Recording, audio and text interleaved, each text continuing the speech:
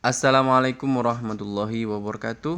Strategi 7: memperhatikan atau mendengarkan kata-kata negatif yang ada dalam comparative degree atau kalimat yang berisi tentang materi perbandingan.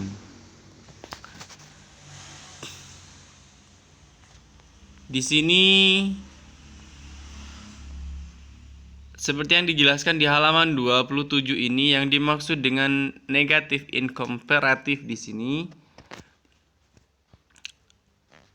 adalah penggunaan kata more dan er. Jadi sebagai penanda dari komparatif ya. Jadi kalimat yang berisi tentang comparative degree itu biasanya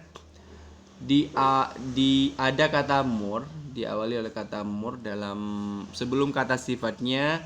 Kemudian yang kedua, dalam kata sifatnya terdapat imbuhan er. Oke.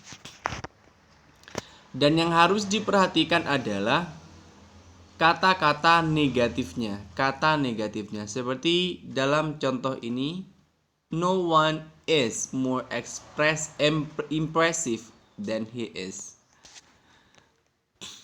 No one is more impressive than he is. Jadi kata kuncinya adalah no one di sini, yang berarti tidak satupun orang yang lebih impresif daripada dia. Berarti kata lainnya, makna lainnya apa atau kesimpulannya apa? Kesimpulannya adalah dialah satu-satunya yang paling impresif, yang paling mengagumkan. Jadi itu maknanya ya. Jadi maknanya menjadi superlatif atau bermakna paling. Oke, itu. Jadi dari sini bisa kita simpulkan bahwasanya jika kita mendapatkan pernyataan negatif inkomparatif seperti di contoh ini, maka kita harus mampu menyimpulkan makna lain dari pernyataan tersebut itu apa. Oke, itu contoh dari penggunaan more dalam komparatif yang menggunakan kata negatif sebelumnya. Sekarang kita perhatikan penggunaan dari imbuhan er dalam komparatif yang maknanya adalah lebih. Oke, contohnya, she couldn't be happier. Dia tidak bisa lebih bahagia lagi. Dia tidak bisa lebih bahagia. Maksudnya apa? Atau kesimpulannya apa yang bisa kita tarik dari pernyataan tersebut? Maksudnya atau kesimpulannya adalah she is extremely happy. Jadi dia benar-benar bahagia.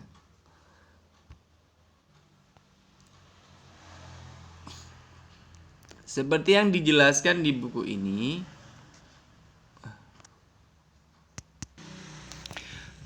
seperti yang dijelaskan di sini bahwasanya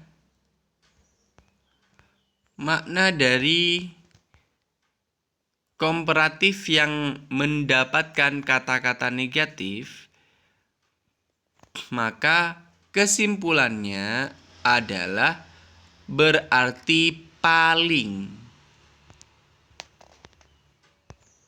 Ini ya. Jadi berarti paling atau memiliki makna yang kuat seperti yang dijelaskan tadi.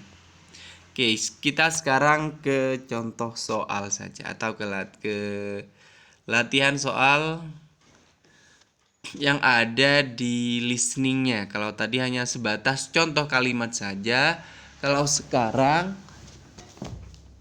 kita akan membahas tentang contoh soal yang ada dalam listening. Jadi di sini kalimat yang ada di sini adalah kalimat yang diambilkan atau yang diketik ulang dari audio yang sudah diputarkan atau diperdengarkan. Baik, contohnya, What do you think of the new student in biology class? What do you think of the new student in biology class? No one is more intelligent than his. Tidak satu pun yang lebih pandai daripada dia. Berarti kesimpulannya hanya dia yang pandai. Itu sebagai jawabannya. Tinggal kita pilih dari opsi A sampai D yang memiliki hanya dia yang paling pandai. Dan jawabannya adalah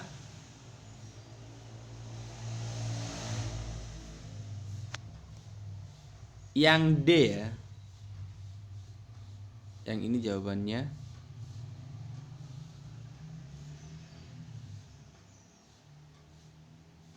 She is the smartest student in the class. Baik, di sini saya kira salah ngetik saja ya masalahnya.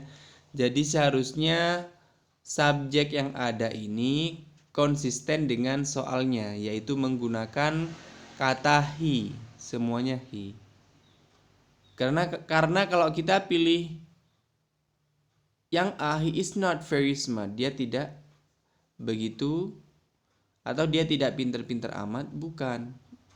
Tidak sesuai dengan konteksnya. Sementara jawaban yang dibutuhkan adalah jawaban yang bermakna dia paling pandai. Maka jawaban yang dia laki-laki yang paling pandai seharusnya ada di D. She is the smartest student in the class. Sehingga tidak ada jawaban yang benar aslinya. Bisa benar jika yang D ini subjeknya diganti he. Karena yang dimaksud di sini adalah dia laki-laki. Baik, saya kira itu ya. Jawabannya yang paling mendekati kebenaran adalah yang D. Oke. Kesimpulannya, jika kalian ingin menjawab soal yang ada hubungannya dengan negatif inkomparatif ini, maka perhatikan betul pada pembicara kedua, karena materi ini masih membahas tentang short conversation. Jadi strategi-strategi yang ada ini masih dalam pembahasan short conversation, yaitu percakapan pendek yang mana cara cepat untuk menjawab adalah dengan memperhatikan pembicara, apa yang dikatakan oleh pembicara kedua. Dalam contoh ini adalah the man sebagai pembicara kedua. Itu saja. Kalian cari kesimpulan dari pernyataan pembicara kedua itu apa. Baik, saya akhiri. Mudah-mudahan bisa dipahami dengan sangat baik. Assalamualaikum warahmatullahi wabarakatuh.